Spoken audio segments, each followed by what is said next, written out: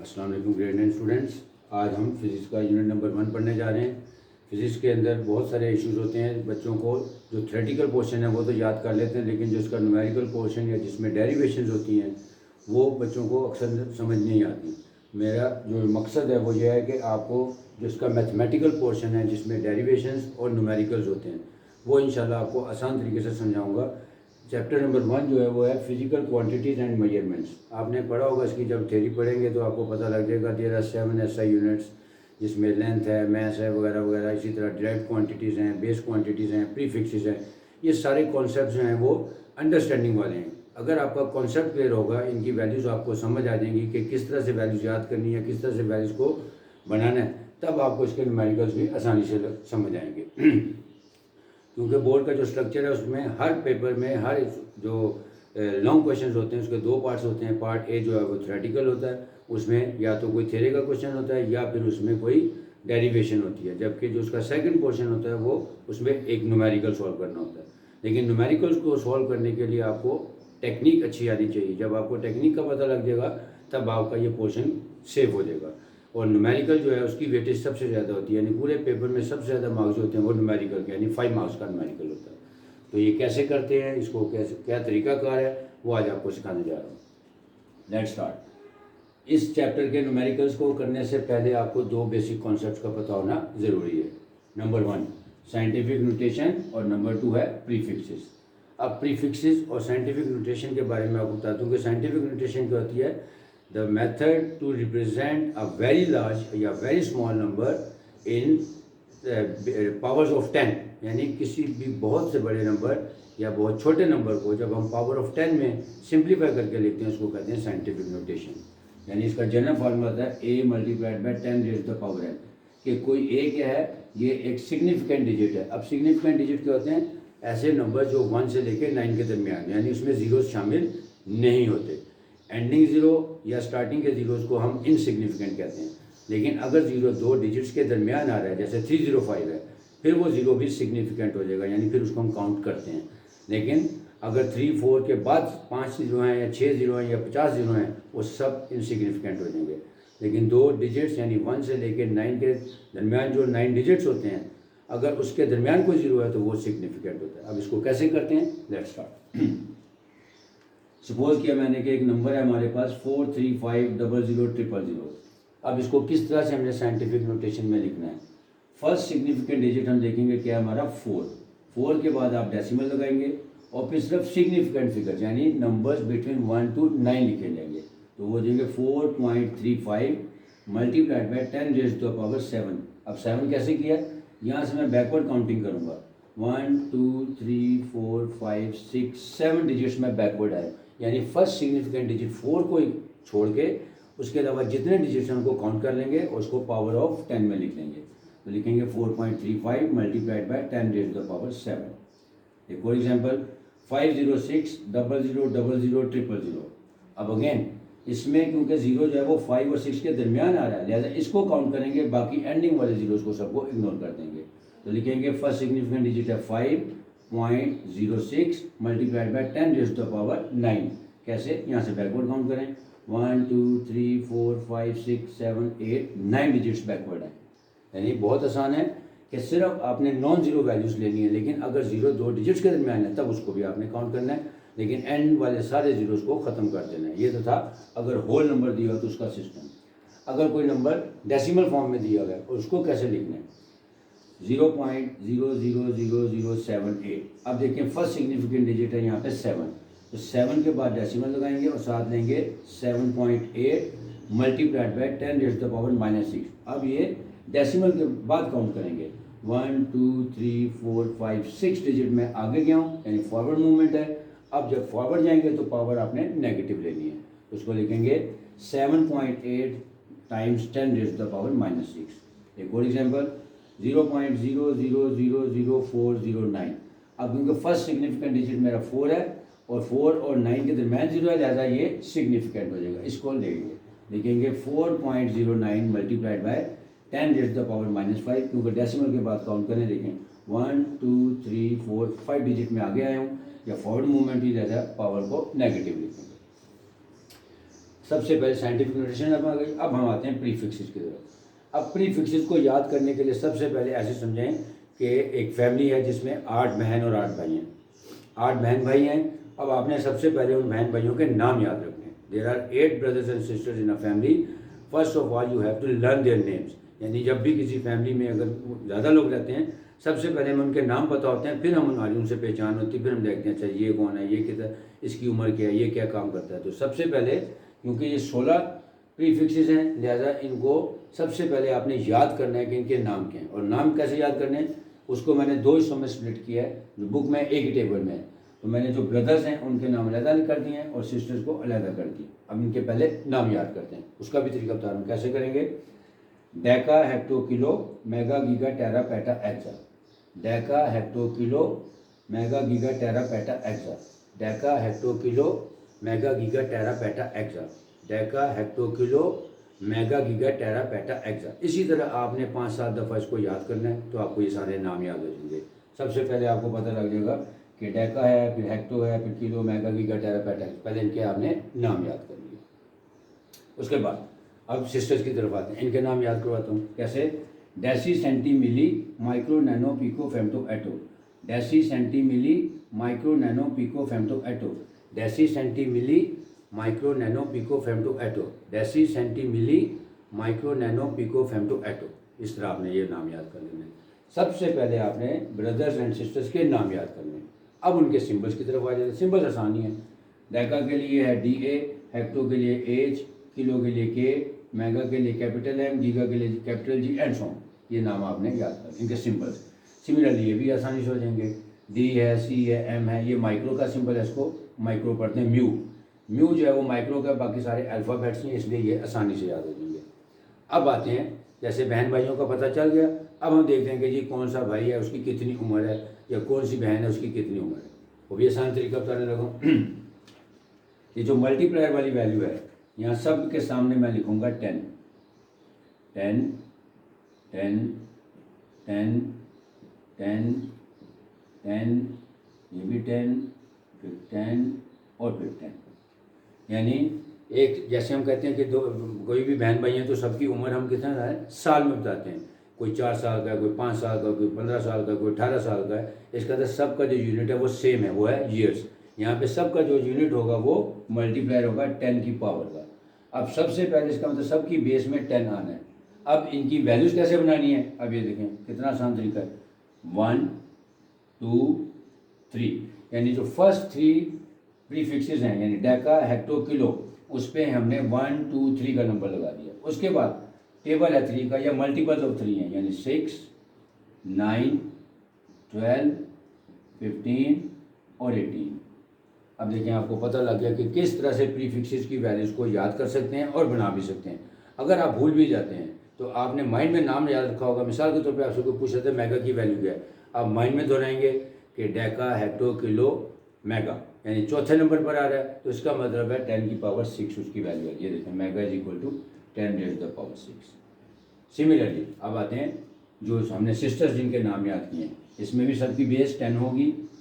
10 10 10 10 10 10 10 और 10। अब इनकी जब हमने पावर्स लॉट करनी है तो उनको नेगेटिव साइन लॉट कर देना है, यानी हो जाएगा -1 -2 -3, आगे फिर वही मल्टीपल्स ऑफ 3, -6 -9 -12 -15 और -18। आपने देखा कि जो एक मुश्किल चीज़ है उसको कितना आसान तरीके से कर सकते हैं। अगर आपके पास कोई टेक्निक अच्छी हो तो आपको ये प्रीफिक्सेस याद करने का आपको मैंने तरीका बता दिया, बल्कि प्रीफिक्सेस को बनाने का भी तरीका बता दिया कि अगर आपको प्रीफिक्सेस नहीं याद होते तो आप इस तरह प्रीफिक्सेस का टेबल बनाएं और उसके बाद इनकी वैल्यूज़ को याद करें। लेकिन दोबारा बढ़ा देता हूँ, deca hecto kilo mega giga tera peta exa. इस तरह आपने नाम याद कर लिए। Deci centi milli micro nano pico femto atto. नाम जब याद होंगे, इनके सिंबल्स आसान ही हैं, और जो इसकी वैल्यू है, जो मल्टीप्लायर वैल्यू है, जो 10 की पावर हमने बनानी है, वो भी आपको तरीका सिखा दिया। अब इंशाल्लाह आपको ये प्रीफिक्सेस अच्छे तरीके से याद हो जाएंगे। अगर ये MCQs में आते हैं या पेपर में आते हैं, या कोई वैल्यू वैसे आपसे पूछ लेता है कि जी गीगा की वैल्यू क्या है, या डेसी की वैल्यू क्या है, या मिली की वैल्यू क्या है, तो आपको आसानी से याद होगी। अब आते हैं बुक के एक्सरसाइज के न्यूमेरिकल्स और की तरफ। बुक का पेज नंबर है 25 जिस पे न्यूमेरिकल प्रॉब्लम्स दी हुई हैं। पेज नंबर 25 पे ऊपर वाले पोर्शन में एक क्वेश्चन दिया हुआ है, estimate your age in seconds. ये क्वेश्चन जो है वो नॉर्मली तकरीबन हर पेपर में ही आता है, मॉर्निंग में भी आ जाता है, इवनिंग में भी आ जाता है, यानी ये बहुत ही इंपॉर्टेंट क्वेश्चन है, शॉर्ट क्वेश्चन है। अब इसको हमने अब साइंटिफिक नोटेशन भी पढ़ लिया और प्रीफिक्सेस भी पढ़ लिए। अब इनकी मदद से न्यूमेरिकल को सॉल्व करते हैं। सबसे पहले लिखेंगे estimate your age in seconds के अंदर लिखेंगे, हमें पता है एज वी नो दैट या since 1 year is equal to 365 days, कि एक साल में 365 दिन है, एक दिन में 24 घंटे हैं, यानी 1 day is equal to 24 hours and 1 hour is equal to 60 minutes and 1 minute is equal to 60 second. यानी जब भी आपने किसी भी चीज़ की जो है वैल्यू निकालनी हो इन सेकेंड्स, अगर आपके पास डाटा ईयर्स में दिया हुआ है, तब हम क्या करेंगे, सबसे पहले हम देखेंगे कि एक साल में कितने दिन हैं, एक दिन में कितने घंटे हैं, और एक घंटे में मिनट और सेकंड का हिसाब किताब पहले लगा लेंगे। अब लिखेंगे let age is equal to 15 years. Normally 15 years ही बताई जाती है, लेकिन आप 15 की बजाय कुछ भी लिख सकते हैं, तो 14 की भी निकाल सकते हैं, 16 की भी निकाल सकते हैं, लेकिन एज्यूम ये किया कि हमारी जो बच्चा 9th में है उसकी एज जो है वो 15 ईयर्स है, तो लिखेंगे let age is equal to 15 years. अब एज इन सेकंड्स निकालनी है, तो क्या करेंगे, 15 को इन तमाम से मल्टीप्लाई कर देंगे, यानी 15 times 365 multiplied by 24 multiplied by 60 multiplied by 60, इन सब का प्रोडक्ट लेंगे तो आंसर आ गया 4730400000। अब इसको वही साइंटिफिक नोटेशन में कन्वर्ट करें।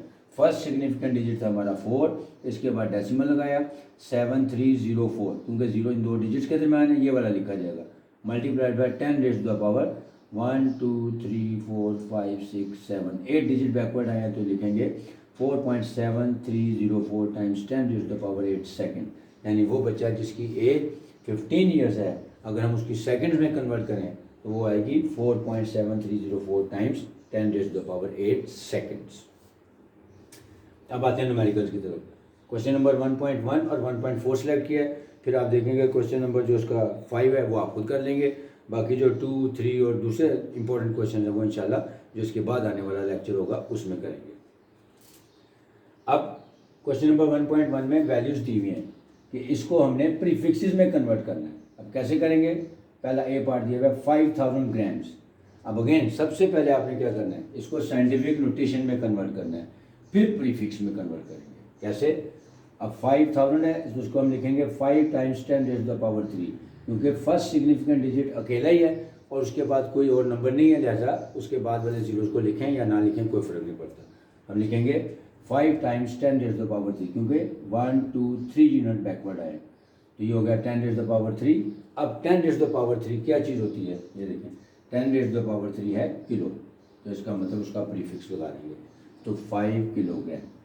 एक और बी पार्ट 2000000 वाट। अब सबसे पहले इसको साइंटिफिक नोटेशन में कन्वर्ट करें। फर्स्ट सिग्निफिकेंट यानी 2 multiplied by 10 raise to the power 6, यानी 1 2 3 4 5 6 यूनिट बैकवर्ड आए, तो 10 रेज़ टू द पावर 6 हो जाएगा वाट। अब 10 रेज़ टू द पावर 6 की वैल्यू क्या है, ये देखें मेगा, तो इसको लिखेंगे 2 megawatt. C part 52 times 10 raise to the power -10 kilogram. अब इसमें देखें एक ये जो किलो है ये भी एक प्रीफिक्स है, जैसे इसकी वैल्यू भी पहले प्लेस कर देते हैं, तो इसको 52 को पहले कन्वर्ट करें 5.2 multiplied by 10 raise to the power 1, क्योंकि एक डिजिट हम बैकवर्ड आए, तो 5.2 multiplied by 10 raise to the power 1, फिर multiplied by 10 raise to the power -10 वैसे ही दिया हुआ था, और के क्या होता है 10 रेज़ टू द पावर 3, उसकी वैल्यू भी प्लेस कर दी। अब ये सारी बेस सेम है, 10 इनकी पावर्स को ऐड करके लिख लें। लिखेंगे 5.2 multiplied by 10 raise to the power -6, कैसे 1 -10 + 3 किया तो इन सबको ऐड किया तो -6 आया। अब 10 रेज़ टू द पावर -6 जो है वो हमारी वैल्यू होती है, ये देखें माइक्रो, तो लिखेंगे 5.2 माइक्रोग्राम।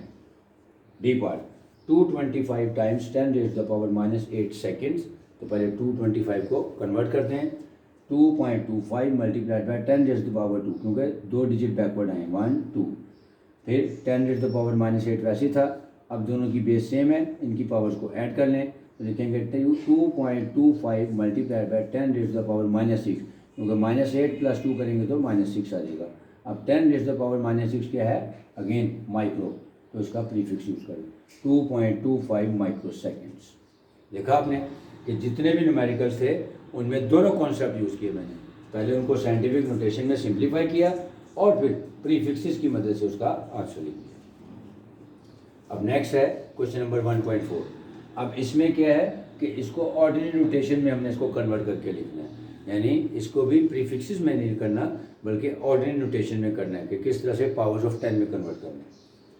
पहला A part 1168 multiplied by 10 raise to the power -27, तो 1168 को जस्ट हमने कन्वर्ट करना है साइंटिफिक नोटेशन में। लिखेंगे फर्स्ट सिग्निफिकेंट है 1.168 multiplied by 10 raise to the power 3, क्योंकि 3 यूनिट्स बैकवर्ड आए 1 2 3, और multiplied by 10 raise to the power -27 पहले दिया हुआ था। अब इनकी पावर्स को ऐड कर दें तो हो जाएगा 1.168 multiplied by 10 raise to the power -24, क्योंकि -27 + 3 करेंगे तो -24 आ जाएगा। Second part 32 times 10 raise to the power 5, तो इसको पहले करें 3.2 multiplied by 10 raise to the power 1, फिर multiplied by 10 raise to the power 5। अब दोनों की बेस है, पावर ऐड कर दें, यानी 3.2 multiplied by 10 raise to the power 6। इसको हम प्रीफिक्स में नहीं चेंज करेंगे क्योंकि हमने साइंटिफिक नोटेशन में आंसर लिखना है। Next 725 multiplied by 10 raise to the power -8 kilogram, तो अब किलो की वैल्यू पुट कर देंगे यहाँ पे भी, ये आ जाएगा। पहले इसको कन्वर्ट करें 7.25 multiplied by 10 raise to the power 2, क्योंकि ए 2 डिजिट में बैकवर्ड है, multiplied by 10 raise to the power -5, ये -5 दिया, ये एज इट इज आ जाएगा। फिर किलो की जगह 10 रेज़ टू द पावर 3 आ गया और 7 ग्राम आ गया। अब पावर्स को ऐड कर लें 7.25 multiplied by 10 raise to the power 0, क्योंकि 2 -5 और +3 को ऐड करेंगे तो 0 बन जाएगा, और जिस चीज़ की पावर 0 हो उसका आंसर हमेशा 1 आता है। तो ये आ जाएगा आंसर हमारा 7.25 grams. Last part 0.02 multiplied by 10 raise to the power -8, तो पहले इसको कन्वर्ट करें 2 times 10 raise to the power -2, क्योंकि 1 2 डिजिट हम फॉरवर्ड गए हैं, लिखेंगे 2 times 10 raise to the power -2 multiplied by 10 raise to the power -8 पहले था। अब दोनों की पावर्स को ऐड कर दें, 2 times 10 raise to the power -10 आ गया। तो इसका मतलब क्या हो गया कि इसके जितने भी न्यूमेरिकल्स हैं उन सब में साइंटिफिक नोटेशन और प्रीफिक्सेस दोनों का कम्बिनेशन आपको आता होगा तो न्यूमेरिकल आसानी से हो जाएंगे। रिवाइज करवा देता हूँ कि साइंटिफिक नोटेशन में आपने फर्स्ट सिग्निफिकेंट डिजिट के बाद डेसिमल लाना है, यानी पॉइंट लगाना है, और जितने नॉन जीरो नंबर्स हैं वो आपने उठाने हैं। लेकिन अगर कोई 2 डिजिट्स के दरमियान जीरो हो जाएगा तो आपने वो भी काउंट करना है। उसके बाद उसको पावर्स ऑफ 10 में कन्वर्ट कर देना है। होल नंबर में आपने बैकवर्ड काउंटिंग करनी है, डेसिमल में आपने फॉरवर्ड काउंटिंग करनी है। होल नंबर में आपने एन की वैल्यू यानी पॉजिटिव रखनी है, और जो डेसिमल नंबर होगा उसमें एन की वैल्यू या एक्सपोनेंट की वैल्यू नेगेटिव रखनी है। प्रीफिक्सेस को याद करने का तरीका है, पहले इनके नाम याद करें। There are 8 brothers, deca hecto kilo mega giga tera peta exa, और 8 sisters, deci centi milli micro nano pico femto atto. उसके बाद इनके सिंबल्स याद करें। पावर्स बनाने का तरीका बता दिया, 10 10 10 सबकी बेस में है। पहले 3 डिजिट पे 1 2 3, उसके बाद मल्टीपल्स ऑफ 3 यानी 6 9 12 15 18। सिमिलरली यहाँ पे सिस्टर्स में जब आएंगे 10 10 10 बेस है, फिर -1 -2 -3 और फिर मल्टीपल्स ऑफ -3 यानी -6 -9 -12 -15 और -18।